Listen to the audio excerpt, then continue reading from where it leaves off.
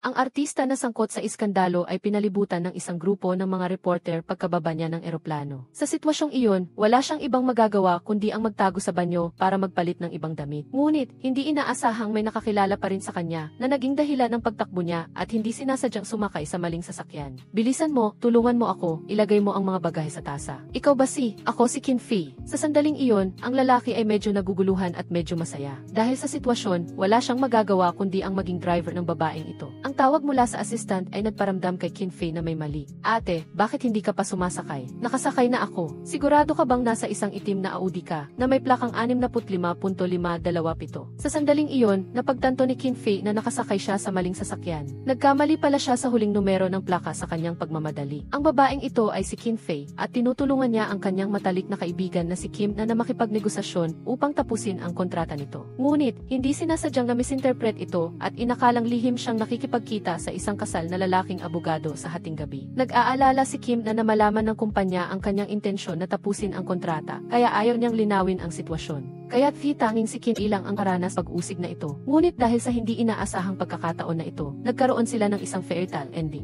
Ano ang ginagawa mo? Nasaan ang voice recorder? Ibigay mo sa akin. Nagkamali si Kin Fei sa pag-aakalang ang lalaki ay isang reporter o isang obsessive niya. Ngunit patuloy itong tumanggi. Nasabing nagmamadali siyang makahabol sa kanyang flight. Nagmamadaling makahabol sa flight, diba? Miss Kin, kung gagawin mo pa yan, ay dedemanda kita ng panggagahasa. Mabuti na lang, walang nahanap na voice recorder si Kin Fei sa kanya. Dagdag pa, ang lalaki ay may history ng pag-book ng tiket sa eroplano na maaaring magpatunay sa sinabi niya. Sa wakas, naniwala si Kin Fei sa sinabi niya.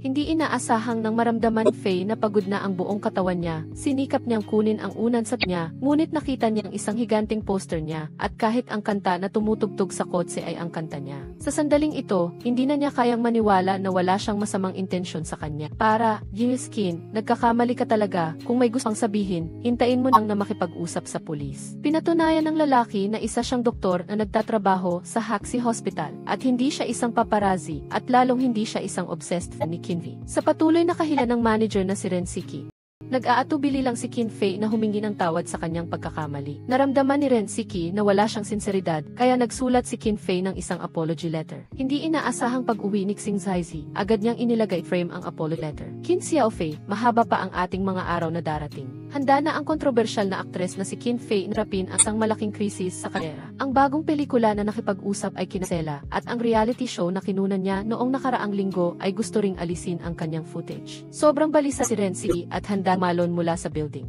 Hindi inaasahang hindi ito pinansin ng taong sangkot, kung naman nagagusto ang script na iyon. Sa harap ng walang pakialam na salubin niya, walang magawa si Rensiki. Nagkataon na ang gamagao na idinonate ng Haxi Hospital Fund sa Linkang Hospital. Nagkaroon ng problema na may gap na mahigit 2 milyong yuan. Pagkatapos matuklan ni Xing Zaizi na si Fei ay nagdodonate ng 1 milyon bawat taon sa hospital fund nila, naisip niya ang isang paraan para malungan siyang makatakas mula sa kontrobersya. Kaya, tinulong niya ang taong mamahal sa hospital fund na makipugnayan sa manager ni Fei at imungkahi na mag-donate si Kin Fei ng 2 milyong yuan para punan ang funding para sa gamagyo. At bilang celebrity volunteer, personal siyang sasama sa medical team para dalhin ang gamagyao sa mga pasyente sa Linkang. Nakita ni Rensiki makakatulong ito kay Kin Fei na maibalik ang kanyang dating imahe, kaya agad siyang pumayag. Hindi inaasahang pagkatapos niyang simulan ang biyaheng ito, narinig ni Kin Fei ang mga nurse sa medical team na nag-uusap tungkol sa kanyang iskandalo. Ang matandang babaeng ito ay napakatuso. Matandang babae, naglakas loob siya, huminahon ka, hindi ka matanda. Sa payo ng kanyang assistant, pinilit ni Kin Fei na tiisin ang galit sa harap ng matinding sitwasyon. Sa sandaling ito, umayo si Xing Zaizi at naglita para sa kanya na nagdulot ng hinala sa assistant na baka isa siya ni Kin Fei. Maging si Kin Fei mismo ay naramdaman na posibleng ito dahil naramdaman niyang pamilyar din ang taong ito. Sa sandaling ito, tumawag si Rensiki, ngunit sinabi ni Kin Fei sa assistant na huwag sagutin ang tuwag. Napag-alaman na si Rensiki ay naghanap ng maraming media para sumama sa kanila para sa publicity. Pumayag si Kin Fei na maging volunteer at mag-donate, ngunit hindi siya pumayag gawin itong publicity ni Rensiki. Kaya, hinayaan niya ang media na maghintay sa airport. Walang nakakaalam na dumating siya doon sa pamamagitan ng high-speed train. Kahit si Xing Zaizi ay hindi siya napansin. Nang bumaba siya sa high-speed train, bigla siyang inatake ni Xing Zaizi mula sa likuran. Ikaw, hindi ba mamaya ka pa darating? Sinabi sa akin ng manager ko na may kakilala siya sa medical team na nagngangalang Xing Zaizi. Ang nalilitong si Xing Zaizi ay muling naging driver ni Kin Fei. Alam ni Kin Fei na ang volunteer campaign na ito ay inirekomenda niya kay Rensiki. Hindi niya maiwasang pagdudahan na may motibo ang taong ito na lapitan siya. Kaya, diretsa Dahan-dahan niyang sinabi na hindi niya gusto ang kanyang mga tagahanga. Hindi inaasahang nang dumaan ang kanilang sasakyan sa bulubunduking lugar, bigla itong natabunan. Bagamadi ang kalmado at matalinong pagmaneho ni Xing Zezi ay nagligtas sa kanila mula sa peligro. Ang mga pamilyang nakatira sa tabi ng bulubunduking kalsada ay nakaranas ng matinding sakuna. Isang batang babae ang natabunan sa ilalim ng mga guho ng bahay. Ang likas na kabaitan ni Qin Fei ay nagtulak sa kanya na tumulong at makipagtulungan kay Xing Zezi sa pagliligtas. Matapos ang maraming oras ng matinding pagtatrabaho at stress sa pagliligtas, naubos ang lakas ni Qin Fei hanggang sa siya ay bumagsak. Mula sa isang taong hindi kailanman nag-idolize sa isang artista, naging isang taong umibig sa isang artistang walang galing umarte. Kahit ang kasamahan na malapit kay Xing Zezi ay hindi maintindihan. Ano ba ang gusto mo sa kanya? Naalala ko, hindi ka naman ganito kasyalo dati. Mali ang nakita mo sa akin. Ganito talaga ako kasyalo. Kung gayon, dapat mo itong sabihin sa kanya. Ngunit, sa harap ng panggaganyak ng kanyang kaibigan na si Yu Zeteng, naramdaman ni Xing Zezi na hindi makatotohanan ang pag-upgrade mula sa fan. Sa tingin niya, kailangan niyang maging assistant muna bago siya magkaroon ng karapatan na umamin sa kanyang nararamdaman. Sa kabilang banda, ang taong lihim na minamahal ni Xing Zezi na si Qin Fei ay nagising at naramdaman na masakit ang kanyang braso. Sa paalala ng kanyang assistant na si Fei Fei, naalala niya na magkasama sila ni Xing Zezi na gumamit ng kanyang damit para protektahan si Xixi mula sa ulan sa loob ng 2 oras. Pagkatapos siyang mawalan ng malay, si Xing Zezi din ang nagbuhat sa kanya pabalik sa ospital. Biglang nakaramdam si Qin Fei ng pagkabalisa. Nag-alala siya na kukunan siya ng media at magkakalat ng chismis. Sa sandaling ito, nang makita niya ang nasirang leather jacket, biglang umiyak si Qin Fei. Mukhang kailangan ko pang gumawa ng ilang pelikula. Nang malaman niyang nasa ospital si Xing Zezi, nagpa siya si Qin Fei na magpasalamat pa niya sa dala sa kanya sa ospital. Ngunit, hindi sinasala, narig niya ang mga nurse na nag-uusap na nag-alang nagpeke siya ng pagkawalay-malay. At maging si Xing Zezi, ang batang siksiksi, ay hindi rin siya patawad. Nanood ka ba ng The Mingyu Chronicles dahil gusto mo si Qin Fei? Bakit ko naman siya panonoorin? Nakakais siya. Kahit na nalungkot si Qin Fei dahil dito, hindi niya ito ininda. Sa halip, nakipaglaro pa siya kay Xixi at pinalitan ang kanyang takot sa operasyon. Inakala niya personal isasagawa ni Xing Zezi ang operasyon sa bata. Ngunit, sinabi niya sa kanya na isa lang siyang rehabilitation doctor. Sa totoo lang, siya ang pinakamagaling na surgeon sa plastic surgery department. Ngunit, dahil sa isang hindi maipaliwanag na dahilan, iniwan niya ang operating room 5 taon na akakaraan at lumipat sa rehabilitation department. Dahil hindi alam ni Qin Fei ang tungkol dito, muli niyang kinwestiyon siya. Fan ba talaga kita? Ngunit, muli siyang itinanggi ni Xing Zezi. Bakit mo ako binuhat ng parang prinsesa? Kaya sa pagmamadali, wag mo nang isipin ang sarili mo, di ba? Habang tinitingnan ang papalayo na si Qin Fei, isang matamis na ngiti ang lumabas sa mukha ni Xing Zezi. May gusto si Qin Fei na sumayaw sa gabi. Sa sandaling ito, sumasayaw siya mag-isa sa ibaba ng dormitoryo ng ospital. Nagkataon na nakita ito ni Xing Zezi. Natuksan niya na ang kanyang mga mata ay ganap na naiba sa kanyang mga mata kapag siya ay umaarte. Hindi inaasahang habang nagtatago sila at umiinom ng chicken soup na niluto ni Yu Zeteng, sinabi ni Qin Fei na ang mata ni Xing Zezi ay kakaiba din noong ginamot niya si Xixi. Kaya, tinatalakay nila ang mga pilosopikal na prinsipyo ng pag-ibig at kaligtasan. Pagkatapos ng mahabang pag-uusap, nahuli silang dalawang magnanakaw na kumakain ng pagkain ni Yu Zeteng. Laoxing, ikaw, ako, tikman lang natin. Walang sino man ang nag-iisip na ang isang aktres na ayaw umarte ay gustong sumayaw. Ngunit, ang isang atake 5 taon na ang nakakaraan ay nagkataon na nagdulot sa kanya na mawala ng kakayahang sumayaw bago pa man siya umakyat sa entablado. Kung hindi niya ako niligtas, mas mabuting mamatay ko sa pagsabog na iyon. Nang marinig niya ang mga salitang ito, napatigil si Xing Zezi at hindi makapagsalita. Pagkatapos ng ilang sandali, nanginginig siyang nagtanong sa kanya, talaga bang ganyan ang iniisip mo? Hindi mo ba nais na iligtas kanya? Lahat iyon ay mga nakaraan na. Huwag na natin itong pag-usapan. Sa katunayan, sa atake sa Paris 5 taon na ang nakakaraan, nagkataon na malapit din doon si Xing Zezi. Mabuti na lang at hindi siya nasaktan. Kaya, nagawa niyang iligtas si Qin Fei sa tamang oras. Nang makita niya ang name tag sa dibdib niya na nakikilahok siya sa isang dance competition, natuklasan ni Xing Zezi na ang taong ito ay ang batang Qin Xiaofei na tumulong sa kanya noong bata pa siya. Noong nasa kindergarten pa siya, binuli si Xing Zezi ng kanyang mga kaklase dahil sa kanyang matabang katawan. Nagkataon na nakita ito ni Qin Xiaofei, kaya tinulungan niya siyang paalisin ang mga batang iyon. Binigyan pa niya ito ng mga candy at sinabihan siyang huwag umiyak. Pagkatapos, si Xing Zezi ay nasang isang 3 mabuting estudyante, kaya napili siyang maging kinatawan ng kanyang klase sa isang sing contest. Sa kanyang pagsasanay, dahil sa sobrang kaba, hindi niya makanta ng maayos ang kanta. Ngunit, tinulungan siya ni Qin Xiaofei sa pagkuha ng tamang tono na nagtulak kay Xing Zezi na maging mahusay sa kanyang pagsasanay. Mula noon, naging loyal fan si Xing Zezi ni Qin Xiaofei. Madalas niya itong lihim sinusundan at tinitingnan. Ang biglaang pagkikita sa airport noon ay dahil si Xing Zezi ay magpupunta sa fan meeting ni Qin Fei. Ngunit kinabukasan, nang malaman niya na malungkot siya dahil hindi na siya makakapagsayaw, naramdaman ni Xing Zezi ang pagsisisi. Dahil noon, pagkatapos niyang iligtas si Qin Fei, hindi niya ito agad dinala sa ospital. Sa halip, inakala niyang hindi malala ang kanyang sugat kaya inilagay niya ito sa isang tabi at tumakbo para iligtas ang iba. Kinabukasan, hinayaan ni Xing Zezi na magpakita si Qin Fei ng mga rehabilitation exercise sa mga pasyente sa ospital. Isang matandang babae ang nakakilala kay Xiao Fei na madalas lumalabas sa GE bilang mga kontrabida. Pagkatapos, sinabi niya sa lahat ng nasa paligid niya upang maiwasan ang mapanuri na tingin ng lahat. Sadyang naghintay si Xiao Fei na gabi na para maligo dahil kaunti na lang ang tao. Nakalimutan ng kanyang assistant na si Ka Fifi na sabihin sa kanya na nawala ng tubig at kuryente sa banyo. Kaya, nang kalahati na siyang naliligo, nawala na ng tubig. Bukod pa rito, dahil sa biglaang pagdilim, hindi sinasadyang nahulog siya sa sahig. Sa sandaling ito, dumaan si Xing Zezi. Narinig niya ang kakaibang ingay sa banyo.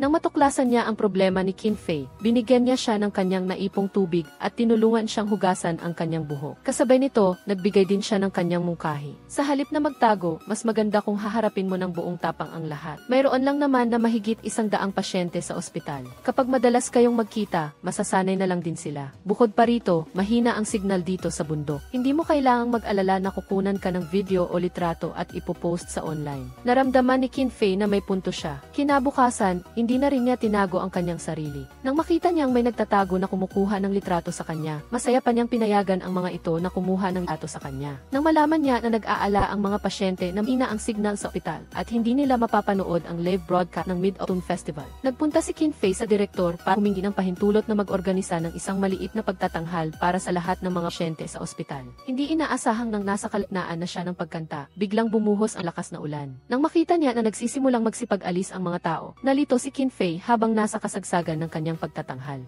Sa sandaling ito, biglang lumitaw si Xing Zezi na may hawak na payong. Ang mga pasyenteng umalis ay bumalik din sa kanilang upuan na may dalang payong. Nang masaksihan niya ang eksenang ito, naramdaman ni Qin Fei ang pagkabigla. Agad niyang ipinagpatuloy ang kanyang naudlot na pagtatanghal. Kaya, nagtapos ang palabas ng matagumpay. Pagkatapos, pinuri ni Fifi ang kanyang pagtatanghal na napakaganda. Ngunit, hindi niya mapigil ang hiling sa kanya na huwag nang kumanta pa sa hinaharap na nagpagalit kay Qin Fei. Ibawas ko ang buong sahod mo ngayong buwan kung pupunta lang ako sa ospital dito sa bundok para maging volunteer. Ngunit dahil sa masamang signal dito, naramdaman niya na napakaabala nito. Kaya nakipag-ugnayan siya sa manager na si Rensiki at hiniling na ipadala sa kanya ang isang signal receiver. Hindi inaasahang nang mag-isa siyang nagmaneho patungo sa distrito para kunin ang express package. Hindi na siya bumalik. Nag-aalala si Ka Fifi na baka naligaw siya sa hindi pamilyar na lugar na ito. Sobrang balisa siya. Agad na hiniram ni Xing Zezi ang susi ng kotse ni Yu Zeteng. Sa sandaling ito, pabalik na si Qin Fei. Ngunit, hindi inaasahang nakakita siya ng isang nasirang kotse. Si Qin Fei ay sumali sa mga nakaligtas para iligtas ang isang French freelance journalist na natrap sa kotse.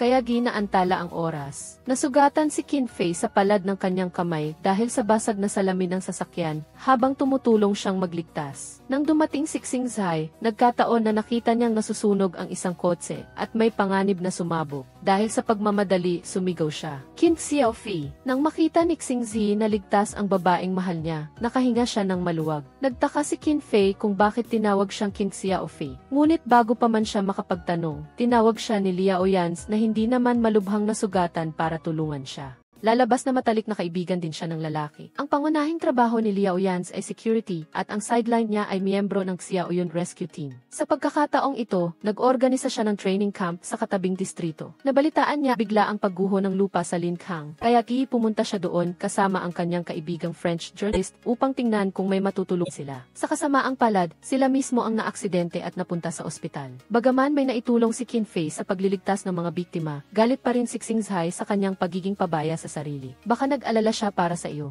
Nang marinig niyang hindi pa bumabalik, nag-alala siya ng husto. Agad siyang nagmaneho para hanapin ka ng walang pag-aalinlangan. Naintindihan ni Qin Fei ang nararamdaman niya at bigla siyang nasiyahan. Nang ilabas niya si Xing Zi upang magpasyal, biglang dumating si Ka Fei at ibinalita sa kanilang dalawa na gising na ang kaibigang Frances. Sinabi nito na nagdududa siyang baka may di siya. Natigilan si Qin Fei dahil nasugatan ang kanyang palad at nakasalamuhan niya ang dugo ng lalaki. Agad naman siyang inalo ni Xing Zi na isa sa 1,000 ang sansa na mahawaan siya. Gayon din, ang kaibigang Frances ay nagdududa lamang. Kailangan pa nilang hintayin ang resulta ng pagsusuri para makumpirma. Subalit, natatakot pa rin si Qin Fei. Walang i-inhibitor sa ospital. Tinakbo ni Xing Zi ang lahat ng health center sa buong distrito. Bago siya umalis, ipinabigay sa kanyang kasamahan kay Qin Fei ang isang papel na crane at isang plum candy. Noon lamang naalala ni Qin Fei na si Xing Zi ang batang laging nakasakanya noong bata pa sila. Bumalik lamang si Xing Zi sa ospital ng gabing bina at wala kuhang gamot.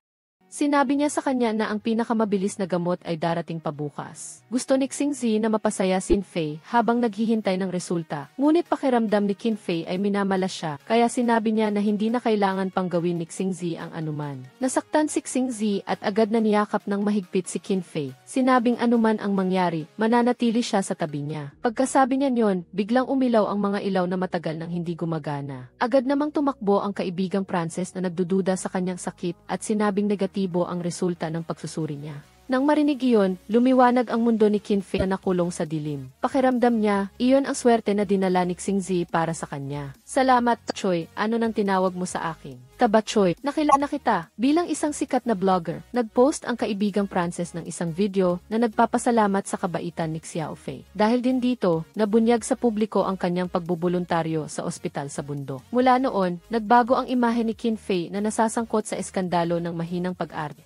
Isang charity party ang espesyal na nag-imbita sa kanya. Hiniling ng manager na si Ren Siki na tapusin niya ang kanyang pagbubuluntaryo bago ang deadline. Hinikayat ni Liao Yan si Xing Zi na umamin na sa kanyang damdamin kay Xiao Fei habang hindi pa ito nakakabalik. Sabihin mo sa kanya na hindi ka lang ang tabatsoy noong una, kundi pati na rin ang superhero na nagligtas sa kanya sa Paris. Hindi ko maaaring sabihin sa kanya ang nangyari sa Paris. Hindi siya magpapasalamat sa akin. Ngunit determina pa rin si Xing Zi na ipahayag ang kanyang nararamdaman. Nagkataon naman na nang pumunta siya sa harap ng dormitoryo ni Qin Fei, hindi niya sinasadyang marinig ang usapan nila ng kanyang assistant na si Ka Feifei.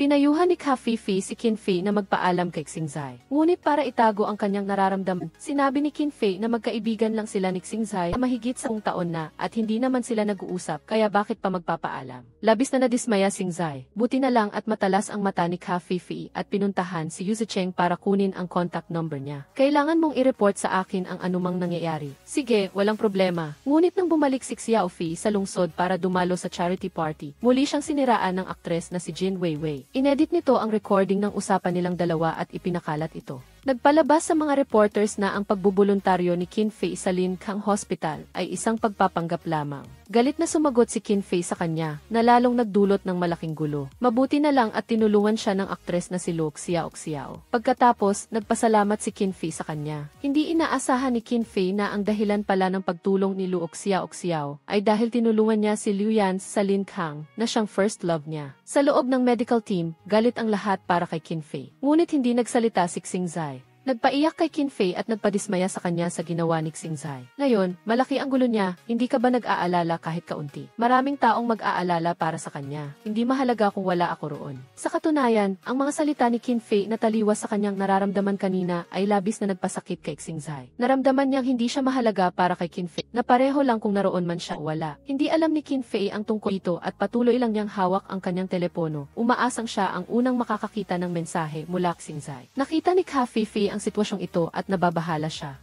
Tuloy-tuloy ang nagpadala ng mensahe kay Yu Zicheng at hiniling na sabihan si Xing Zi na aliwin si Qin Fei. Ngunit hindi pa rin kumikibo si Xing Zi. Sa katunayan, nang hanapin ni Qin Fei ang Weibo account niya, nakita niya roon ang pag-aalala nito para sa kanya. Sa tingin ko, malaki ang sofa na ito, dito ka na lang matulog. Nag-level up ang relasyon ni Xing Zi at Qin Fei at tumira na sila sa iisang bahay, bago pa man sila magkaroon ng relasyon. Nagsimula ito nang makatapos si Xing Zi sa kanyang 2 linggong pagbubuluntaryo sa Lin Kang. Nang bumalik siya sa lungsod, naramdaman niyang hindi maganda ang kalagayang medikal doon, kaya dinala niya si Xixi sa Hixi Hospital kung saan siya trabaho dahil wala magulang ang bata. Nang malaman ni Qin Fei ang tungkol dito, nagpasya siyang siya na ang mag-alaga kay Xixi. Ngunit nang maating siya sa park lot ng ospital, ang unang ginawa niya ay ang sampalin ng malakas si Xing Zi. Akala niya, isa itong reporter na sumusunod sa kanya. Dahil nasugan si Xing Zi sa mata, sinaptalan niya ito at hining kay Qin Fei na tulong siyang patakan ng gamot.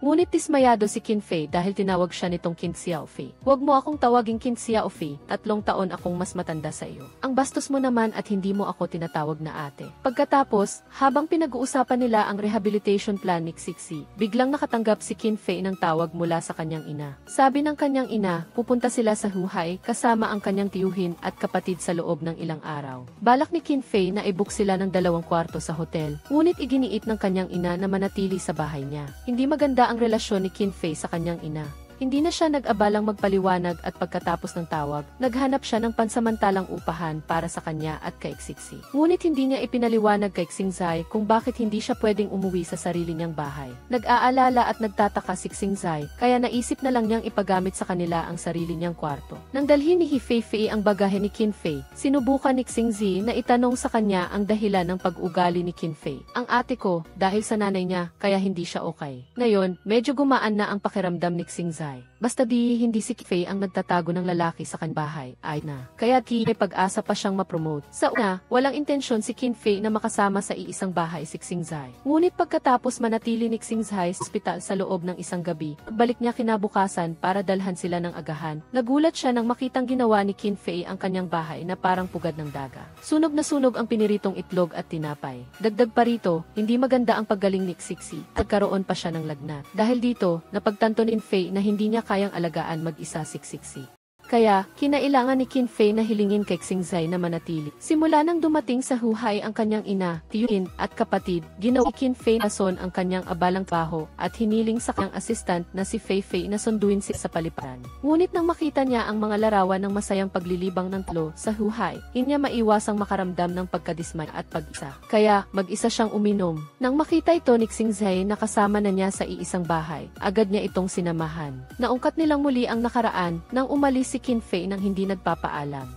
Sa oras na ito, nalaman si Xingzi na ang dahilan kung bakit hindi natupad ni Qin Fei ang pangako niyang sumama sa kanyang mag-perform sa entablado ay dahil lang namatay ang kanyang ama. Ngunit hindi alam Xingzi na ang ama Qin Fei ay namatay sa isang aksidente sa sasakyan dahil gusto nitong bin siya ng patos sa sayaw. Sa proseso ng paggaling, nakaranas si Xixi ng mental na problema. Ang kanyang binti na tinamaan ng bakal at inoperahan ay gumaling na, ngunit patuloy pa rin siyang nakakaramdam ng matinding sakit. Gustong baguhin ni Qin Fei ang muod ng bata, kaya pansamantala niyang ipinagpaliban ang rehabilitation at sinamahan si Xixi at Xingzai sa isang masarap na kainan at shopping sa mall. Ngunit hindi nila alam na ang kanilang tatlo ay kinuhanan ng litrato ng isang dumaan sa ibang anggulo ng mall. Agad na kumilos si He Feifei na nag-iisang sumuporta sa relasyon ni Qin Fei at Xingzai at sa tulong ng pag-amin ni Yu Zicheng, nakita niya ang kanyang forever. Ngunit hindi inaasahan na habang nanonood sila ng pelikula at magka-holding hands pa lang, biglang tumawag si Ren si Qi at inutusan si He Feifei na bumalik agad sa kumpanya. Nabili pala niyan si Qi ang litrato ng tatlong masayang magkakasama at gagamitin niya ito para patunayan na hindi pagpapanggap ang pagbubuluntaryo ni Qin Fei. Ngunit nang malaman ito ni Qin Fei, labis siyang nag-alala. Kailangan nating ipaalam sa lahat na hindi nagmamayabang sa kanyang kabutihan ang ating Qin Fei. Salamat pero hindi ko kailangan. Nagalit si Ren si Qi sa desisyon niya. Ngunit sinabi ni Qin Fei na hindi kabilang sina Xingzai at Xixi sa showbiz. Kung ipopost mo ang litratong iyon online, maapektuhan sila. Biglang naintindihan ni Ren si Qi. Ikaw at si Dr. Xing, ano ng relasyon ninyo? Magkaibigan lang, ano pa ba? Nang makabalik siya sa bahay ni Xingzai, sinabi niya kay Qin Fei ang tungkol sa kanyang ina. Gusto niyang hikayatin itong bisitahin ang kanyang ina. Ngunit walang pakialam na sinabi ni Qin Fei na hayaan na lang. Sa ilang relasyon, kung hahayaan mo lang, mawawala na ang pagkakataon. Sa wakas, bumalik na sa entablado ang aktres na matagal nang nawala. Ito ay dahil sa batang Xixi na ang paas ay tinusok ng bakal habang nagpapagaling pagkatapos ng operasyon. Dahil sa psychological reasons, nawalan siya ng tiwala na tumayo sa sarili niyang mga paa. Nagpa siya si Qin Fei na gumamit ng entablado upang hikayatin si Xixi na magkaroon ng lakas ng loob na tumayo muli. Xixi, kapag kinuha mo ang matapang na pusong ito, sa iyo na iyan. Sa tulong at paghihikayat ni Qin Fei at Xingzai, nalampasan ni Xixi ang kanyang psychological barrier. Kusang loob siyang nagpatuloy sa kanyang hindi natapos na rehabilitation exercises. Tuwang-tuwa si Qin Fei at nag-imbita siya sa lahat sa grupo para kumain. Si Xingzi ang unang sumang-ayon sa kanya niya. Ngunit si Liu Yanzi na tumulong sa kanyang makipag-ugnayan sa entablado ay tumanggi dahil trabaho. Sa pagkakataong ito, biglang tumawag si Luo Xiao na tumulong kay Qin Fei sa charity party. Agad nang ipinagkanulo ni Qin Fei si Liu Yanzi. Kamakailan, may tinanggap siyang variety show. Ang sikat na variety show, Battle for the Great Rescue. Pagkatapos ng pagpupulong, ang unang ginawa ni Luo Xiao ay tumakbo sa set ng Battle for the Great Rescue at nadiskubre niyang ang kanyang first love na si Liu Yanzi ang trainer. Agad na pinunta ni Luo Xiao ang program manager at nagpahayag ng intensyon na lumok sa variety show para mapalapit kay Liu Yanzi. Samantala, nalaman ni Fei mula sa kanyang assistant na si Fei tinanggal siya sa guest list ng Battle for the Great Rescue dahil hindi maganda ang kanyahe. Pinuri ng mga netizens ang matalinong desisyon ng production team. Bagaman sinasabi ni Qin Fei na ayos lang siya, hindi niya maiwasang makaramdam ng pagkatmaya. Alam ni Fei kung ano ang nararamdaman ni Qin Fei at alam niyang hindi ito madali para sa kanya. Kaya hiniling niya kay Xingzi na bigyang pansin siya. Nang malaman ni Xingzi ang sitwasyon, gusto niyang tulungan si Qin Fei, ngunit hindi niya alam kung paano nagsisimula. Sa pagkakataong ito, tumingala si Xingzi at nakita ang billboard sa pader ng gusali sa tapat. Biglang may naisip siyang ideya at kinabukasan, pagkatapos niyang makipag-ugnayan sa advertising company, pumunta siya mismo sa marketing department para pangasiwaan ang production ng commercial. Pagkaraan ng ilang sandali, si Ren Siki na naghahanap ng trabaho para kay Qin Fei ay hindi inaasahang nakita ang isang biglaang lumabas na dynamic na ad sa labas ng alley. Agad niyang napagtanto na malapit nang magbago ang reputasyon ni Qin Fei. Ipinapalabas pala ni Xingzi ang serye ng mga pangyayari kung paano siya niligtas ni Xingzi at Qin Fei sa pamamagitan ng animation. Nang makita ng lahat ang mga drawing, naintindihan nilang taos puso ang pagbubuluntaryo ni Qin Fei at hindi ito pagpapanggap para mapabuti ang kanyang sarili. Pagkatapos, nakatanggap si Qin Fei ng tawag mula kay Ren Siki at nalaman niyang sikat na naman siya. Ngunit sa pagkakataong ito, naging napakaganda ng imahe ni Qin Fei. Tiningnan niya ang dynamic na billboard sa pader ng gusali. Agad na nalaman ni Qin Fei na ginawa ito ni Xingzi dahil siya lang at si Xingzi ang nakakita sa comics ni Xingzi. Matapos tulungan ni Xingzi si Qin Fei na baliktarin ang mga negatibong komento na nagdududa sa kanyang charitable act, nagpasalamat si Qin Fei sa kanya. Sinabi rin niya na inanyayahan siya ng The Great Rescue Program bilang pangunahing panauhin. Umaasa si Xingzi na magagamit ni Qin Fei ang pagkakataong ito para magkaroon ng magandang pagbabago at pagbabalik. Hinimok niya itong sumali sa programa ng walang pag-aalala at patuloy niyang aalagaan si Xingzi para sa kanya. Si Xingzi, napakainit talaga ng puso niya. Ang init ko ay dulot ng isang taong nagngangalang Qin Xiaofei. Naantig si Qin Fei sa kanyang mga sinabi. Sa sandaling mahina siya, sumandal siya sa mainit na yakap ni Xingzi.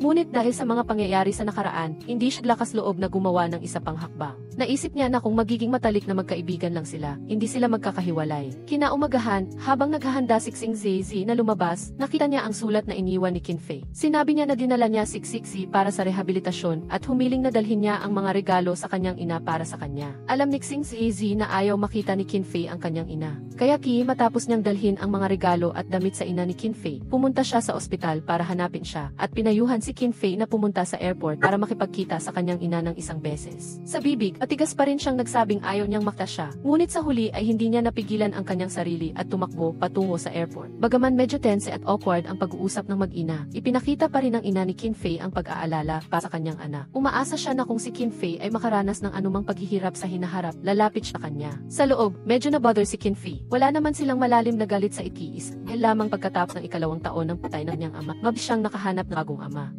Masyadong bata pa si Qin Fei noon para maintindihan ang kanyang ina. Nang lumaki siya, bagaman mas naging mature siya, mahirap pa ring lampasan ang psychological barrier. Di nagtagal, magsisimula na rin ang pagre-record ng The Great Rescue. Umaasa si Xingzi na magmamadali si Xingzi na mag-confess kay Qin Fei dahil narinig niya na ang dating boyfriend ni Qin Fei ay hindi tumatagal ng higit sa 3 buwan. Mula nang maging magkasama sila sa Linkang hanggang ngayon, hindi na marami ang natitirang oras ni Xingzi. Ngunit bilang personal na assistant ni Qin Fei, naramdaman ni Qin Fei na hindi dapat ma-confess ng napakabilis. Ang ate ko ay may love phobia, okay. Kaya, naramdaman ni Qin Fei na ang planong unti-unting paglapit ni Xingzi ay partikular na matano. Nang si Qin Fei at Qin Fei ay sumali sa grupo ng re-record ng The Great Rescue, nag-alala si Xingzi na baka bumalik pinsla ni Qin Fei likod, kaya nakipag-ugnayan siya kay Liao Yanzi na noon ay isang coach doon. Sinabihan niya itong bigyang sin ang tindi ng pagsasanay ni Qin Fei, ngunit hindi inasahang sa gitna ng sasanay, nasaktan pa rin si Qin Fei sa likod. Kaya pihihin mapakal si Xingzi at nagmamadaling pumunta sa recording site para bisitahin siya, at kasabay nito ay inihayag niya ang kanyang nararamdaman. Lubos na nataranta si Qin Fei at tumalikod siya para takasan siya. Ngunit hindi inaasahang hinila siya ni Xing Zizi pabalik. Napansin ni Qi Fei na mayroong mali Qin Fei at agad niyang nahulaan ang totoo kinabukasan. Kahit na pagkatapos maghalikan sina Qin Fei at Xing Zizi, nagpa siya si Qin Fei lumayo sa kanya. Nakita ni Qi Fei na sinungaling siya, kaya formal siyang naging kapitan na nilang relasyon ng napakalinaw. Natupad din ang hiling ni Luke Xiaoxiao na sumali sa The Great Rescue na programa. Nang makita ang kanyang first love na girlfriend na hindi niya nakita sa loob ng 5 taon, natigilan si Liao Yanze, at maging sa pakikipaglaban niya kay Luke Xiaoxiao ay walan siya na focus, kaya agad siyang natalo at pinagsak sa lupa. Akala niya ay niyang sumali sa hindi gaanong kilalang variety na ito, upang magamit ang lahat ng kanyang pamamaraan para maghiganti, para bawiin ang kanyang first love na si Liao Yanze. Ngunit hindi niya inaasahang tatalikuran niya siya at magpapanggap hindi siya kilala. Sa loob ng araw, hindi niya siya kinibo hanggang hindi inaasahang idente na nangyari sa panahon ng recording. Nahulog si Jin Weiwei dahil sa kakulangan ng lakas na nagiging dahilan upang hilahin ang kanyang kasamahan na si Luke Xiaoxiao paatras ng lubid. Muling nasaktan sa likod si Qin Fei sa pagtulong sa kanya. Ang pinsala niya ay napakaseryoso sa kakataong ito. Pinayuhan siya ng doktor na pahinga sa kama sa loob ng 1 buwan. Lubos na hindi nasiyahan ang direktor ng programa na si Xiao Zong nang malaman niya ang insidente. Nagbigay siya kay Ren Siki ng 2 kondisyon. Pinman bumalik si Qin Fei sa bukas upang ipagpatuloy ang recording o kanselahin ang kontrata at palitan siya. Kasabay nito, sinisi niya rin ang coach na si Liu Yanze. Sinasabi na nakita ng grupo ng programa ang kanyang karansan kaya nila siya kinuha. Yon, naghukay ng isang malaking butas. Ang grupo ng programa ay kailangan dusa ng malaking kawalan ng pera. Sa sandaling ito, si Luke Xiaoxiao, na may magandang relasyon kay Xiao Zong, ay lumapit upang tulungan si Liu Yanze at tinulungan din niya si Qin Fei na pahabain ang oras pagpapahinga upang gumaling ng 1 linggo. Pagkatapos, lumapit si Liu Yanze kay Luke Xiaoxiao para magpasalamat. Sa sandaling ito, inilabas ni Luke Xiaoxiao ang lahat ng kanyang galit. Liu Yanze, hindi ba nagpapanggap ka na hindi mo ako kilala? Hindi, akala ko ang mong malaman ng mga tao. Dahil sa aksidenteng pag-fine ni Qin Fei sa ospital habang nagre-record para sa variety show, lagi siyang naghahanap ng paraan para makalabas ng maaga sa ospital. Nag-alala si Xing Zizi na hindi ito makakatulong sa kanyang paggaling pagkatapos ng operasyon. Kaya sa pamamagitan ni Yu Zicheng ay sinuhulan niya si Qi Fei naging kanyang tiktik. Kaya sa bawat pagkakataon na sinisikap ni Qin Fei na palihim na makalabas ng ospital, nahuhuli siya ni Xing Zizi. Nakikita na paulit-ulit na pinipigilan ang kanyang planong makalabas sa ospital. Labis na nainis si Qin Fei at sa huli ay nagalit. Sinabi niya na dahil sa kanyang pinsala sa likod, isinuko niya ang entablado. Sa pagkakataong ito, ayaw na niyang isuko ang kanyang acting career dahil sa kanyang pinsala sa likod. Hiniling ni Qin Fei na huwag nang gumawa ng mga bagay ayon sa kanyang sariling kagustuhan sa ngalan ng pagiging mabuti para sa kanya. Ang kanyang mga salita ay puno ng pagiging walang pakialam at giging malo at wala nang nagawa si Xizai kundi ayusin ang isang taong magturok kay Qin Fei ng steroid. Pagkatapos ay inaprubahan din niya ang kanyang kahilingan na makalabas sa ospital. Ngunit hindi niya inaasahan na pagbalik ni Qin Fei sa upo ng programa. Natuklasan niya na si Xing Zizi ay ganap na nagbago at naging pangunahing doktor ng programa. Nakita ni Qin Fei na dumating Xing Zai dito para sa niya. Kaya lumapit siya at binalaan siya na huwag nang gumawa ng mga walkwentang bagay at huwag nang mag-aksaya ng oras sa kanya. Hindi niya inaasahan na pagkatapos magsimula ang programa, ang relasyon ni Xing Zizi at Jin Weiwei ay naging mas mainit kaysa dati. Bagaman si Jin Weiwei ang laging lumalapit sa kanya, si Qin Fei na nakasak sa eksena ay labis hindi nasahan. Sabi niya, paano hindi makikita ni Zizi ang pagtingin ni Jin Weiwei sa kanya? Sinasadya niya ba akong tuksuhin? Kung tuksuhin, tinitingnan niya pa rin ang ibang tao. Bagaman ayaw umamin ni Qin Fei, nakita ni Luke Xiaoxiao na nagsiselos siya. Di nagtagal, sa wakas ay natapos na ang pagre-record ng The Great Rescue. Sa wakas ay inihayag ni Luke Xiaoxiao ang kanyang layunin sa pagsali sa programang ito. Kung si Liu Yanze ay matapang, dapat niyang panindigan hanggang sa huli, huwag siyang magsalita sa buong buhay niya. Lumalabas na gusto lang malaman ni Luke Xiaoxiao kung bakit nakipaghiwalay si Liu Yanze sa kanya 5 taon na ang nakakaraan, ngunit mula simula hanggang sa huli, nanatili siyang tahimik. Sa kabilang banda, ang proseso ng rehabilitasyon ni Xixi ay malapit nang matapos. Nagpa siya si Xing Zizi na ibalik siya sa bahay ng kanyang tiyuhin sa Linkang. Bago siya umalis, sinabi ni Xixi kay Qin Fei na dahil sa pag-aalala ni Xing Zizi sa lumang pinsala niya sa likod. Kaya espesyal siyang naghanap ng isang master ng acupuncture para matupa. Lihim siyang nagpraks mag-isa, kaya ang kanyang braso ay puno ng mga butas ng rayom. Agad na itinaas ni Qin Fei ang manggas ni Xing Zizi. Tunay na marami siyang nakitang sugat, kaya muli siyang sinabi sa kanya na hindi na niya kailangang gawin ang mga walang buluhang bagay na iyon. Sinabi ni Qin Fei na walang magiging magandang resulta sa pagitan nilang dalawa. Hindi niya inaasahang ginamit ni Xing Zizi ang pagkakataong to para mag-confess sa kanya. Qin Xiaofei, mahal kita. Si Qin Fei, na nawala ng tiwala sa pag-ibig, ay piniling takasan ang kanyang pag-amin. Ngunit pagkatapos pumunik Xing Zizi sa Linkang Hospital. hindi niya maiwasang alalahanin ang mga mabuting bagay na ginawa niya para sa kanya noon. Nagkataon na bumisita din si Luke Xiaoxiao sa kanyang bahay. Ikinuwento ni Luke Xiaoxiao nang matanggap niya ang Best Actress Award 5 taang nakakaraan, biglang nakipaghiwalay sa kanya si Liu Yanze. Sa simula, inakala ni Luke Xiaoxiao na ang paghihiwalay ni Liu Yanze ay dahil sa kanyang mga iskandalo. Naghintay siya na kumalma siya ng 2 araw at unti-unting ipaliwanag ang lahat. Ngunit pagkatapos maghintay sa kanya sa loob ng 2 araw, natuklasan ni Luke Xiaoxiao na si Liu Yanze ay naglaho ng walang bakas. Para siyang ganap naglaho mula sa mundo. Matapos malaman na may malalim pa ring damdamin si Luke Xiaoxiao para kay Liu Yanze, hinimok siya ni Qin Fei na muling habulin si Liu Yanze. Hindi niya inaasahan na hinimok din siya ni Luke Xiaoxiao na maging matapang sa pag-ibig. Sa ilalim ng payo at paliwanag ni Luke Xiaoxiao, sa wakas ay nagkaroon din si Qin Fei ng lakas ng loob. Sige, magtulungan tayo para sa ating pag-ibig. Si Qin Fei, na tumanggi kay Xing Zizhai, ay biglang nagsimulang habulin siya ng baliw. Ngunit hindi niya inaasahan na pagkatapos ng kanyang nabigong pag-amin, si Xing Zizi ay naging mayabang at ganap siyang binaliwala. Walang magagawa si Qin Fei kundi baguhin ang kanyang paraan ng panunuyo. Kinaumagahan, pagbangon ni Xing Zizhai, napansin niya na sa sapatos na rack malapit sa pinto ay may poster na mailagda ni Qin Fei. Sa kanyang pagkalito, naghanap siya sa loob ng bahay at natuklasan si Qin Fei na biglang lumabas mula sa kusina. Agad niyang naunawaan si Qin Fei ang naglagay ng poster doon. Kahit na nagpakita si Xing Zizhai ng lamig na mukha, sa loob ay masaya siya. Hanggang sa nagsinungaling si Qin Fei upang akitin siya, sinasabi na ang mga binili niyang pagkain ay siya mismo ang nagluto. Nagulat si Xing Zizhai sa pagtataksil na ito ni Qin Fei. Ang mga murang trick na ito ay maaaring gumana sa iyong mga ex-boyfriend sa buong bansa. Ngunit sa akin, patawad, hindi ako kakagat. Ngunit kinabukasan, natuklasan ni Xing Zizi ang presensya ni Qin Fei sa kanyang bahay. Lumabas na matapos niyang mabangga ang matigas na pader ni Xing Zizi kagabi. Labis siyang nabalisa, kaya niyaya niya si Luke Xiaoxiao sa gifis para pag-usapan ito. Direkta niyang sinabi na ito ang unang pagkakataon na hinahabol niya ang isang tao. Nakita niya sa internet na dapat niyang ipadama sa taong mahal niya na espesyal siyang minamahal. Sa ganitong paraan lamang mararamdaman ng kabilang panig ang kawalan ng katiyakan. Kaya gumawa si Qin Fei ng isang listahan ng mga ex-boyfriend mula sa buong bansa. Napatawa si Luke Xiaoxiao sa inosenteng babaeng ito. Tinulungan niya si Qin Fei na mag-isip ng paraan at pagkatapos ay sinabi niya kay Qin Fei na mayroon siyang bagong pelikula. Plano ni Luke Xiaoxiao na ipakilala siya para sa papel ng pangalawang babaeng lead. Ngunit dahil sa papel na ito ay nangangailangan sa kanya na maging mas payat, agad na pumayag si Qin Fei. Gumawa pa siya ng walang humpay na diskarte sa paghahabol sa pag-ibig. Kinabukasan, sa pamamagitan ng numero ng telepono at kaarawan ni Xing Zizhai, nahulaan ni Qin Fei ang bagong password ng kanyang bahay.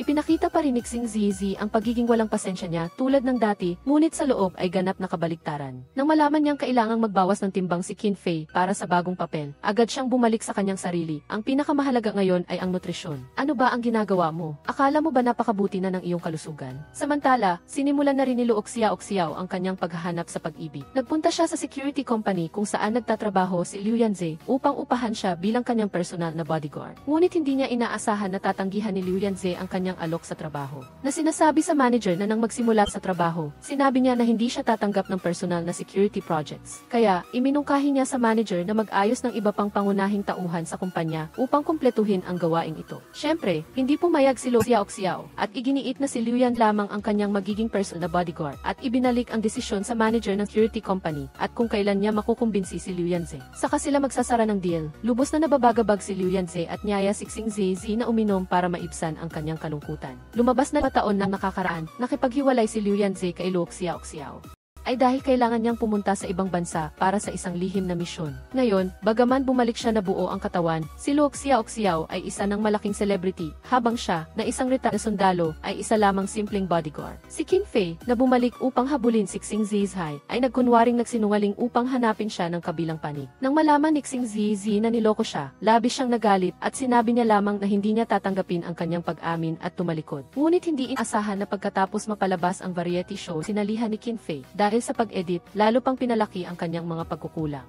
Kaya kinukutya siya ng mga netizens na nanonood ng programa. Bilang resulta, si Xing Zizhai, na hindi mapakali, ay muling lutaw sa kanyang harapan. Subukan mo ang crispy fried pork mula sa F restaurant habang mainit pa. Hindi mo ba sinabing hindi mo na ako hahanapin? Dumating ka ba rito para pagtawanan ako? Alam ni Xing Zizi na nagpapahayag lang siya ng galit kaya hindi niya ito pinansin. Sa halip, inalo niya siya na nasabing harap niya, hindi kailangang maging matapang ni Qin Fei at na lagi siyang nasa tabi niya at mananatili siyang ganoon. Labis na naantig si Qin Fei at sa sandaling ito ay ipinaknya ang kanyang mahina na bahagi. Nang matapos silang kainin ang crispy fried pork, Sinimula ni Xing Zhe na turuan si Qin Fei kung paano mahin ang sugat dahil ang alawang babalid na gagan niya ay isang doktor. Sa sandaling to, nabasa Luok Xiao ang mga komento sa internet at during din siya para aliwin si Qin Fei. Hindi niya alam na nandito rin si Xing Zhe kaya bigla siyang nagtanong kay Qin Fei, "Nandito ako para turuan siya ng ilang surgical moves. Makakatulong ito pa sa interview niya pas." Bagaman napakalinaw ng paliwanag ni Xing Zhe, nakita ni Luok Xiao na malapit na ang kanilang magandang balita. Sa kabilang banda, ang kanyang relasyon kay Liu Yanze ay walang anumang pag-unlad.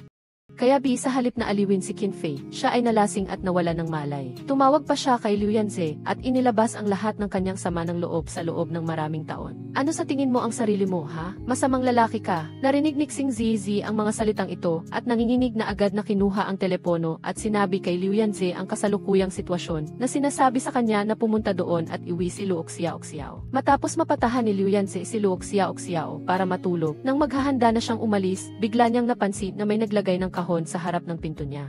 Matapos bukan ang regalo, nakita niya ang mga bulaklak na nabahira ng sirop at kahit ang isang sanay na tao tulad niya ay natakot sa nakita niya. Kaya, nagsimulang mag-alala si Tiu tungkol sa kanyang kaligtasan. Patuloy na tumanggi si Din Qi na maging niyang personal na bodyguard. Kaya sinabi niya manager ng panya na mapayag siyang pumirma ng kontrata kay Tiu. Kinabukasan, nang makita ni Tiu ang pirma ni Din Qi kontrata, agad siyang labis tuwa. Ang dating henyong thoracic surgeon ay patuloy na tumatanggi na bumalik sa operating table.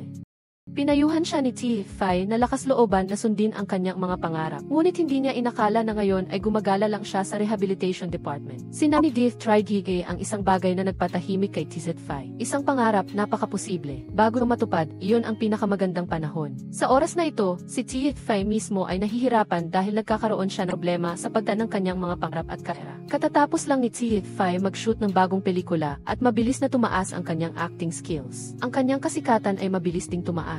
Si CD ay ang kanyang manager at may-ari din ng kumpanya.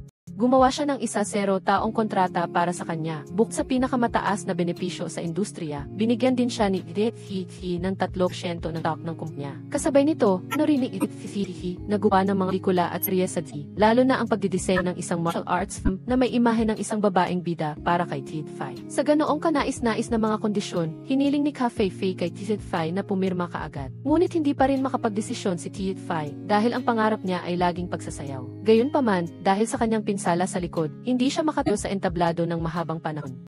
Bukod pa rito, ang pagtalikod sa kanyang karera sa arte ay hindi lang nakakaapekto sa kanya, kundi pati na rin sa iba pang kasamahan sa kumpanya, kasama sina Fei at manager na si Higi. Samantala, mayroong isang miyembro ng pamilya ng pasyente na personal na nagtalaga kay Gie na mag-opera sa kanilang miyembro ng pamilya. Ngunit tinanggihan ni Gie ang kahilingan at ibinigay ang pagkakataong ito sa kanyang kasamahan na si Tidif. "Pumunta na ako sa guro at inirekomenda ko sa kanya na ikaw ang gumawa ng operasyon." Hindi alam ni Tidif kung ano ang nasa isip ni Gie.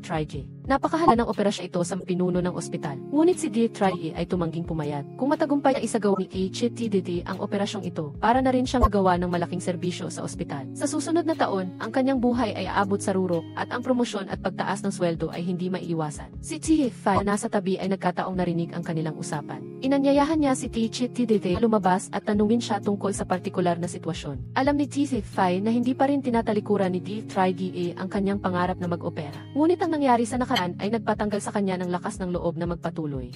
Kaya, plano niyang hikayatin siyang hanapin muli ang kanyang pangarap sa pamamagitan ng kanyang personal na panayam. Ngunit umiwas si Gie sa usapan. Kinabukasan, muling tinanong ni Fei si Gie kung bakit ayaw na niyang bumalik sa operating table. Sa halip, tinanong siya ni Gie kung bibigyan ka ng isang pagkakataon, maaari ka bang sumayaw muli? Maaari mo bang walang pag-aalinlangan ang iyong karera sa arte? Talikuran ang 1-0 taong pagpapalawig ng kontrata na binigay sa ni Gie. Sa puntong ito, napakahirap para kay Fei na sagutin siya.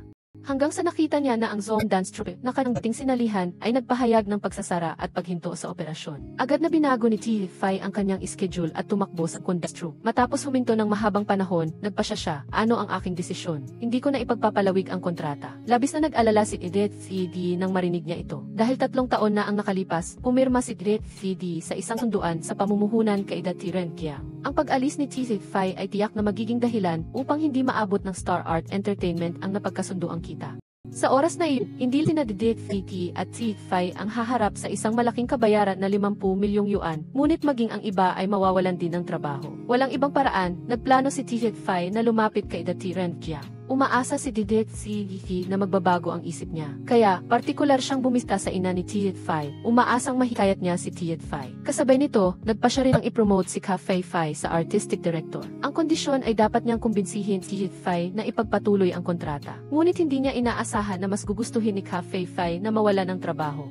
Ayaw din niyang si Tiet-Fai ay mapunta sa isang mahirap na sitwasyon dahil sa kanya. Bagaman matatag si Tiet-Fai sa kanyang desisyon na huwag mag-renew ng kontrata, ayaw niyang maapektuhan ang trabaho ni Ka Fei-Fai dahil sa kanyang pag-alis. Kaya, tinulungan niya si Ka Fei-Fai at Didit na makahanap ng trabaho sa larangang publisidad at advertising. Sa oras na ito, nagpadala si Didit ng mensahe upang ipaalam kay Tiet-Fai na dumating ang kanyang ina. Ito ang pangalawang pagkikita ni Didit at ng ina ni Tiet-Fai. Noong nakaraan, sinabi Didit na siya ay assistant lang ni Tiet-Fai. Ngunit ang pagkikita na ito ay nagpabatid sa ina ni T na gusto ni Didit ang kanyang anak na babae. Kaya, tinanong niya ang lahat ng impormasyon tungkol sa kanyang pamilya, trabaho, at edad. Ang napakaganda at matamis na sagot ni Didit ay lubos na nagpasaya sa ina ni T, lalo na nang mapansin niya kaagad na may problema ang league nito. Kaya minasahe niya ito sandali at agad na naging maayos ang kanilang relasyon. Nang makauwi si Tiet-Fai at makita ang eksenang ito, naramdaman niya na ang dahilan kung bakit pumunta ang kanyang ina ay para hikayatin siyang ipagpatuloy ang kontrata. Bagaman nandoon si Didit upang mamagitan, nagkaroon pa rin ng napakatinding pagtatalo ang mag-ina. Galit na tumayo ang ina ni T upang umalis hanggang sa natuklasan ni Tiet-Fai ang credit card na iniwan niya ng gabing iyon. Sa kanya lang naunawaan na mali ang pagkakaintindi niya sa kabaitan ng kanyang ina. Ang thoracic surgeon na matagal nang layo sa operating table ay sa wakas ay bumalik sa thoracic surgery department. Agad na binati ng kanyang mga kasamahan sa ospital ang kanyang pagbabalik. Ngunit nang malaman ni Tiet-Fai ang balita, labis siyang alala. Narinig ko kay Tiet-Fai na napakahirap ng operasyong iyon. 1/10%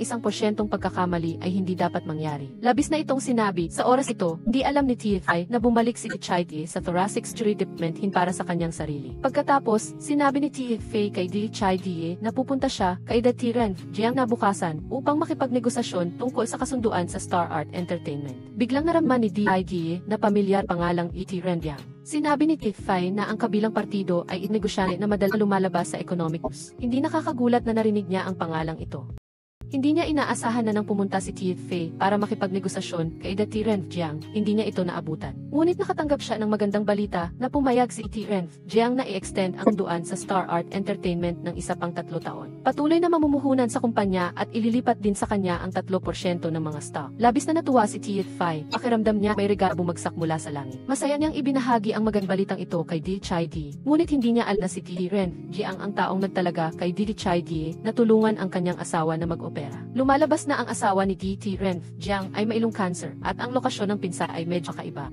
Si Didit ay isa sa ilang doktor sa bansa na may karanasan sa ganitong uri ng operasyon. Kaya, upang malutas ang mga pag-aalala Tiet-Fai, si Didit na ayaw sumali sa operasyon to, sa wakas ay pumayag na tulong ang asawa ni Tiet-Fai na mag-opera. Simula nang bumalik si Didit sa thoracic surgery department pagkatapos ng maraming taon upang sanayin ang kanyang katatagan sa pulso. Manatili siyang gising sa maraming magkakasunod na gabi upang batan ang mga itlog, na naging dahilan upang siya at si Tiet-Fai ay kumain ng mga itlog araw-araw. Halos masusuka na ako sa dami ng itlog na nakain ko.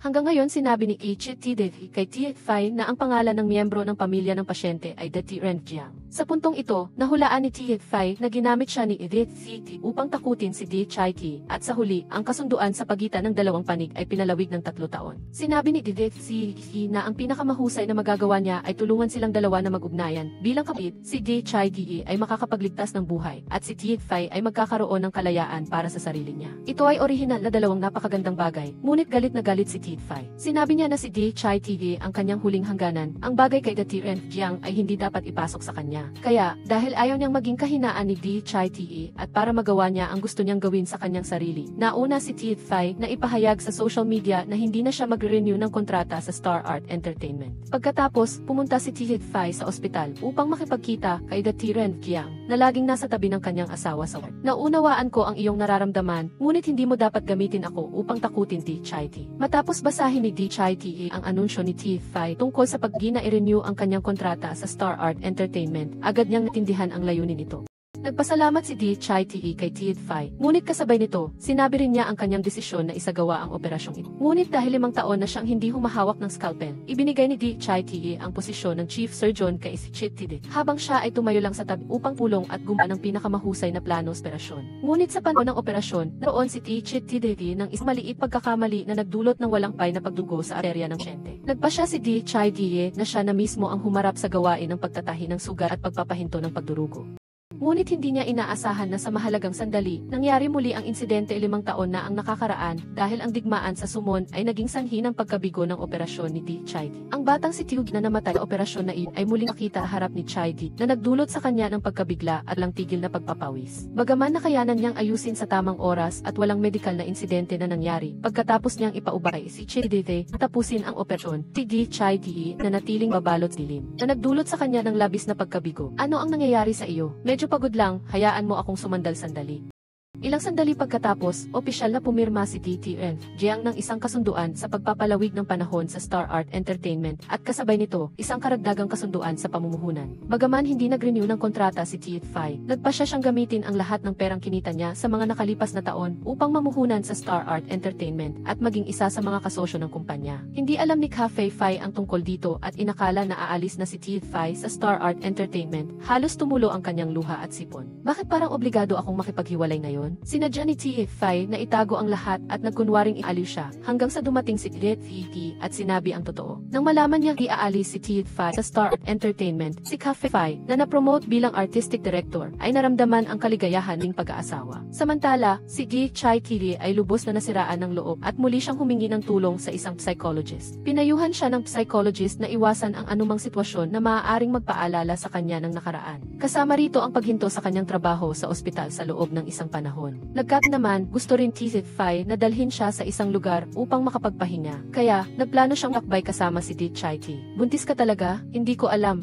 Ang doktor na ito ay katatapos lang na maibalik sa thoracic surgery department at humingi lang ng 6 na buwang upang maghanda na maglakbay kasama ang kanyang kasintahan. Ngunit hindi niya inaasahan na kumalat sa mga samahan sa ospital ang chismis na magiging ama na siya. Ang mas nakakatakot pa ay mabilis na nakarat ang chismis sa mga taong malapit kay T.Fai. Sa simula, hindi naniwala si T.Tiu sa chismis na ito. Ngunit nang tumawag si Fei at tinanong si T.Fai ng mga katanungan tulad ng ilang buwan na, at lalaki o babae, hindi na maiwasan ni T.Tiu na maniwala sa chismis na ito. Samantala, si T.Fai, na hindi naman buntis, ay nagpakita ng nalilitong mukha na parang hindi niya alam kung ano ang nangyayari. Malamang hindi, tinatanong mo ba ako? Paulit-ulit na narinig ni T.Fai ang tao na nagsasabi siya ay buntis, kaya nagsimula siyang magduda sa kanyang sarili. Labis na curiosity, T.Tiu, kaya si kanya ang pinakasimpleng paraan ng pag-check, inilapit niya ang kanyang tainga sa tiyan ni T.Fai upang makinig. Sa kabutihang palad, sa paglipas ng panahon, lilinaw ng mga kinaukulang partido, unti-unting bipas ang chismis. Sa unang araw ng kanilang paglalakbay, dinala ni Fei si T.Fai sa airport. Ngunit bigla siyang nakatanggap ng balita na si Di Chai Te ay naaksidente sa daan patungo sa airport. Agad na tumakbo si T.Fai sa ospital nang marinig ang balita.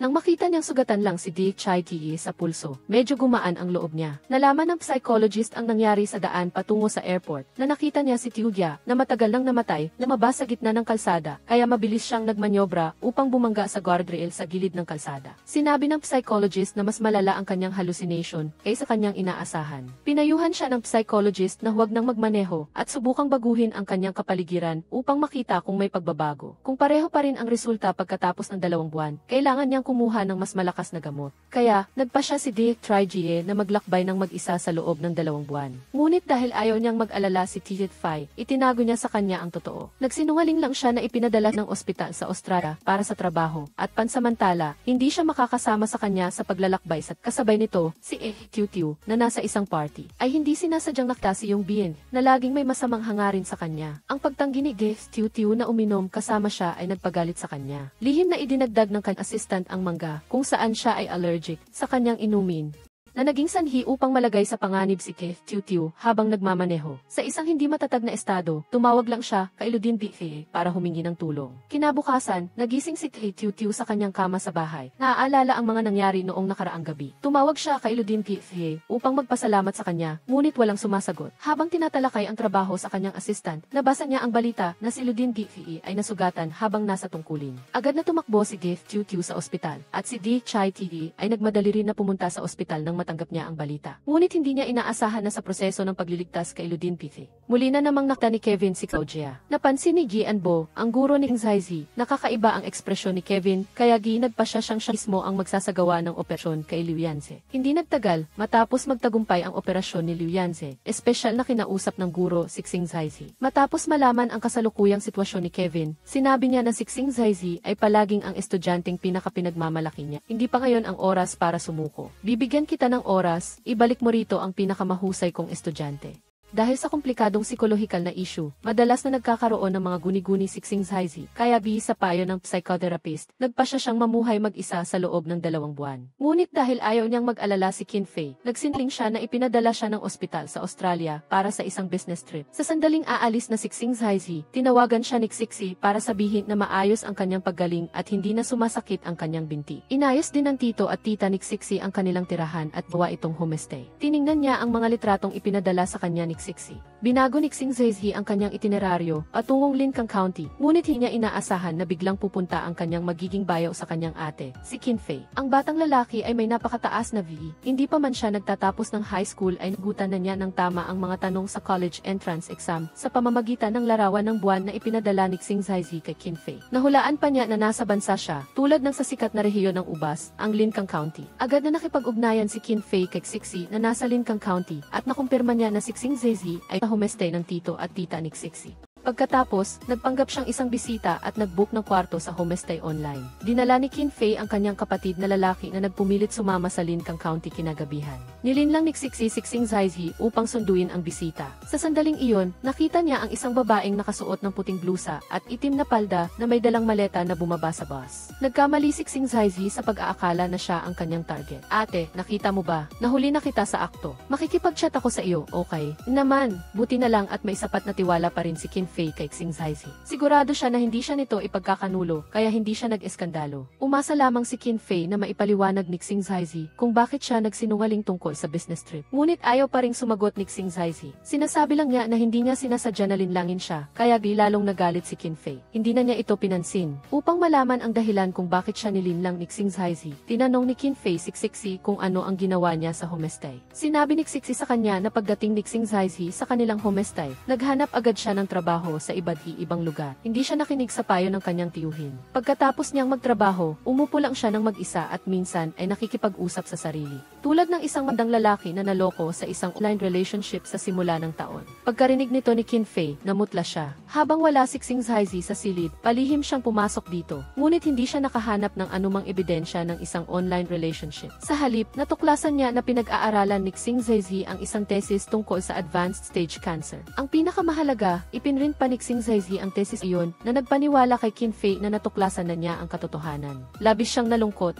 Alam ni Qin Fei na walang maraming oras ang isang tao na may advanced stage cancer, kaya sa kabila ng sakit, nagsulat siya ng isang lista ng mga him. Umaasang matutupad niya ang mga ito kasama si Zaizi sa nalalabi nitong maikling panahon upang masundo niya ito masaya. Ngunit hindi iasahan, narinda naman niya si Zaizi na nakikipagsapono tungkol sa kalagayan ng pasyenteng may advanced stage cancer. Sa sandaling iyon, naunawaan ni Qin Fei na nagkamali siya sa lahat. Pagkatapos ng ilang araw ng Cold War, sa wakas ay isiniwalat ni Zaizi ang lahat ng nangyari sa 5 taon na ang malipas. Nang malaman niya ang tungkol sa FKF ni Xingzi, dahil sa hindi niya nailigtas si Xiao Jia, labis na nalungkot si Qin Fei. Nagpasya siyang samahan siya sa panahong ito ng hirap. Sa kabilang banda, biglang natuklasan ni Luo Xiao na laging dala-dala ni Liu Yanze ang isang larawan nilang magkasama at isang allergy spray. Agad niyang naunawaan ang damdamin ni Liu Yanze sa loob ng maraming taon. Pagkatapos gumaling si Liu Yanze, nalaman din niya mula sa manager ni Luo Xiao na sa loob ng 5 taon, si Luo Xiao ay labis na nagdusa para sa kanya. Kaya tinagpa siya si Liu Yanze na muli niyang liligawan si Luo Xiao anuman ang mangyari. Sa imbitasyon ni Qin Fei, dumating sina Luo Xiao at Liu Yanze sa homestay na pinapatakbo ng tito at tita ni Xixi. Magkasama nilang natapos ang isang biglaan ngunit romantikong proposal. Lubhang humanga si Qin Fei sa eksenang iyon. Sa kanyang mga salita, ipinahiwatig niya na dapat bilisan ni Zaizi ang pag-usad ng kanilang relasyon. Ngunit hiniling ni Zaizi na hintayin siya ni Qin Fei ng kaunpa. Pagbalik sa Kai, nagpa siya si Zaizi na sumailalim sa medication therapy. Samantala, sinimulan na rin ni Qin Fei ang kanyang sariling bagong karera. binuo niya ang kanyang sariling dance group. Tutol si Ren Saja dito. Naramdaman niya na ang Singi Entertainment ay hindi kaugnay sa pagsayaw. Ngunit sinabi ni Qin Fei na basta ang taong imbitahan niya ay maaaring kumita ng pera para sa kumpanya, ayos na. Pagkatapos, sa tulong ni Kififi, naimbitahan ni Qin Fei ang mga dating miyembro ng Zhongkun Dance Company sa kumpanya. Samantala, sumasailalim din si Xing Zaizi sa medication therapy kasama ang isang therapist. Ngunit dahil hindi epektibo, pinayuhan siya ng doktor na dagdagan ang dosis. Gayunpaman, maaari itong magdulot ng mga side effect tulad ng mabagal na reaksyon o emosyonal na kawalbahala. Upang makita ng mas maaga si Qin Fei, sumang-ayon si Xing Zaizi sa therapy na ito. Pagkatapos ng isang buwang paggamot, bumalik sa normal ang lahat ng data sa kanyang mga pagsusuri. Hindi na rin nagpapakita si Xiao Jia, ngunit nagkaroon naman ng malubhang problema sa kanyang emosyon. Magpo-propose na si Yu Zecheng kay Kififi. Humingi siya ng tulong kay Xing Zaizi upang turuan siyang kumanta. Ngunit natuklasan ni Yu Zecheng na wala man lang emosyon si Xing Zaizi habang kumakanta. Naramdaman din ni Xing Zaizi na malala na ang problema, kaya napaisip siya. Nabalitaan ni Qin Fei na nakalabas na sa ospital si Xing Zaizi. Inimbitahan niya si Xing Zaizi na mag ng finals ng dance troupe. Dumating si Xing Zaizi sa takdang oras at inalok si Qin Fei na samahan siya upang makilala ang kanyang mga magulang. Ngunit dahil dito, kinailangang putulin ni Qin Fei ang kanyang mahabang buhok. Siguradong may galit sa akin ang hairstylist na yun. Nagbayad ako ng 3,888 yuan para magmukhang ganito. Talagang scam ito. Pagkatapos, kailangan ni Qin Fei na dalhin ang kaibang hairstyle na ito sa bahay ni Xing Zaizi upang makilala ang kanyang mga magulang. Hindi inaasahan, natuklasan niya ang kanyang magiging biyenan ay isa rin sa mga biktima ng hairstylist na ito. Masasabi na ang tadhana ay hindi maipawanag. Tuwang-tuwa ang pamilya ni Xing Zaizi sa kanyang magiging manugang. Ngunit sa kanilang pag-uusap, napansin ni Qin Fei na kakaiba ang emosyonal na reaksyon ni Xing Zaizi. Kaya palihim niyang kinausap ang kanyang psychotherapist upang alamin ang sitwasyon. Matapos malaman na ang kasalukuyang sitwasyon niya ay posibleng isang side effect ng kanyang paggamot at hindi madaling baguhin ang sitwasyon. Lihim na nagpasya si Qin Fei na mananatili siya sa tabi ni Xing Zaizi hanggang sa bumuti ang kanyang kalagayan. Samantala, formal na nag-propose si Zecheng kay Kififi, ngunit tinanggihan siya nito. Hindi maintindihan ni Yu Zecheng. Stable naman ang kanilang relasyon at maaari na silang lumipat sa susunod na yugto. Nang dalhin siya ni Fifi upang dumalo sa ika-5 muling pagpapakasal ng kanyang ama, doon lamang niya natuklasan na si Kififi ay may takot sa kasal. Kaya, tinalikuran ni Yu Zecheng ang kanyang plano na magpakasal. Ngunit gusto na kanyang mga magulang na magpakasal na siya. Umaasa rin sila na magiging masaya siya. Ngunit ang kaligayahan ko ay ang makasama ka. Ano man ang mangyari, nabawasan ang takot ni Fifi sa kasal. Kasabay nito, naghahanda si Xing Zaizi na mag-propose kay Fei. Gusto niyang maging perpekto ang lahat. Sinikap pa niyang i-edit ang isang maikling video para sa proposal. Ngunit nang makita niya ang masayang ngiti ni Qin Fei sa video, biglang nag-alala si Xing Zaizi na hindi niya mabibigyan si Qin Fei ng kaligayahan. Sa sandaling inilabas niya ang engagement ring upang isuot ito sa daliri ni Qin Fei, labis na lumaki ang kanyang pagdududa sa sarili. Kaya, itinago niya ang singsi at ipinahayag ang kanyang intensyon na makipag-break. Hindi ko maaaring ipaubaya ang iyong kinabukasan sa isang asawang walang emosyon. Patawad, habang napanood ni Qin Fei ang pag-isnik Xing Zaizi, labis siyang nalungkot. Pumunta siya sa bahay ni Luok Xiao at uminom hanggang sa siya ay malasing. Ngunit mahigpit pa rin niyang hawak ang kanyang telepono. Patuloy nagpapadala ng voice message kay Xing Zaizi upang magmakaawa na bumalik ito. Ayaw ni Qin Fei na magtapos ng ganoon ang kanilang relasyon. Kaya, pumunta siya sa psychotherapist ni Xing Zaizi upang humingi ng tulong. Matapos malaman na upang lubos na maresolba ang problema ni Xing Zaizi, kailangan niyang bumalik sa Sumon. Patuloy na iniwasan ni Xing Zaizi ang lugar na nag-iwan ng malaking sugat sa kanyang isip. Kaya nakipag-ugnayan si Qin Fei kay Kevin, ang doktor na kasama ni Xing Zaizi sa operasyon ni Xiao Jia. Nagsinungaling siya kay Xing Zaizi na posibleng buhay pa si Xiao Jia at may nakakita sa bata sa Sumon. Kahit na sa tingin ni Xing Zaizi ay imposible ito, nagtungo pa rin siya sa Sumon na may pag-asa. Ibinigay ni Kevin sa kanya ang address ng isang orphanage. Sinasabing may posibleng lead doon tungkol kay Xiao Jia. Ngunit pagdating ni Xing Zaizi, hindi niya nakita si Xiao Jia. Sa halip, nakilala niya si Nana, ang guro na kanyang nailigtas noon. Nagpahayag si Nana ng taos-pusong pasasalamat kay Xing Zaizi sa paglilas nito sa kanyang buhay. Pagkatapos, binigyan niya si Xing Zaizi ng social media account na Diumano Z kay Xiao Jia. Labis na nasasabik na binsa ni Xing Zaizi ang papel at nakita na puno ito ng mga litrato ni Xiao Jia. Ito ba talaga ang account ni Xiao Jia? Pagkatapos, nagkomento si Xing Zaizi na tinatanong kung nasaan na siya. Ngunit ang totoo, lahat ng mga larawang iyon ay ibinigay ni Kevin kay Qin Fei. Hindi alam ni Qin Fei na pagkatapos matuklasan ni Xing Zaizi ang katotohanan. kung patatawarin ba niya ang lahat ng kasinungalingan na ito. Ngunit upang matulungan si Xing Zaizi na makalaya sa kanyang psychological obsession at mabawi ang kanyang emosyonal na kamalayan, wala siyang magawa kundi ang patuloy na linlangin siya. Kasabay nito, pagkatapos pumunta ni Xing Zaizi sa sumon, nagpo-post siya araw-araw sa kanyang moments na para lamang sa kanya. Matyaga siyang naghihintay na makita ang repost mula sa kanya balang araw. Sa pamamagitan ng lokasyon sa larawan, hinanap ni Xing Zaizi ang mga lead tungkol kay Xiaojia. Ngunit hindi niya inaasahan na bawat lugar na puntahan niya, ang mga taong sasalubong sa kanya ay ang mga taong nailigtas niya. Nakatanggap si Xing Zaizi ng mainit na yakap at pasasalamat. Unti-unting nawala ang kanyang pagkakasala kay Xiaojia. Nakita ni Qin Fei ang komento ni Xing Zaizi, kaya nagpanggap siyang si Xiaojia at nag-stop ng meeting sa parehong lugar pagkatapos ng 3 araw. Ngunit hindi inaasahan, pagdating ni Qin Fei sa sumon at habang naghihintay siya kay Xing Zaizi, na-target si Xing Zaizi ng mga miyembro ng gang na nasa malapit dahil gusto niya bumili ng regalo para kay Xiaojia. Buong araw na naghintay si Qin Fei, ngunit hindi siya dumating. Bigla siyang nag-alala, kaya dali-dali siyang pumunta kay Kevin upang humingi ng tulong. Kinabukasan, magkasama silang naghanap ng bakas ni Xing Zaizi sa palengke. Hindi nila inaasahan na may nagbebenta ng fountain pen ni Xing Zaizi. Ito ang pen na bigay ni Qin Fei kay Xing Zaizi. Nang malaman ni Qin Fei na napulot ito sa kalsada, labis siyang nalungkot. Akala niya, nagalit si Xing Zaizi sa kanyang kasinungalingan, kaya sinasadya nitong umiwas sa kanya. Labis na umiyak si Qin Fei hanggang sa siya ay mawala ng malay. Pagkatapos, nakita niya si Xing Zaizi na biglang nagpakita sa kanyang harapan. Pagkatapos, inilabas niya ang isang singsing na may diamante at nagpropose sa kanya.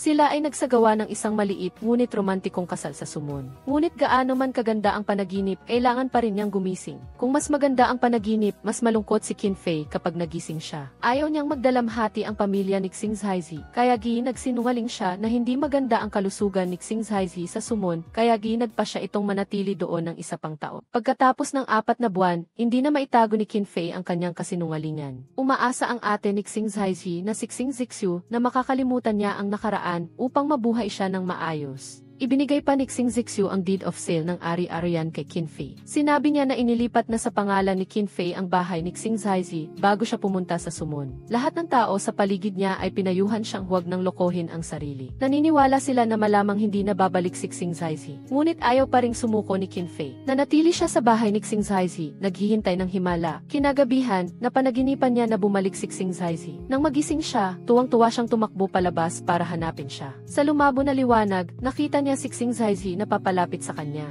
Sinabi Xing Zaizi na ang lahat ng kanyang kasinungalingan at katotohanan ay parehong masarap pakinggan. Dito nagtatapos ang palabas. Salamat sa panonood.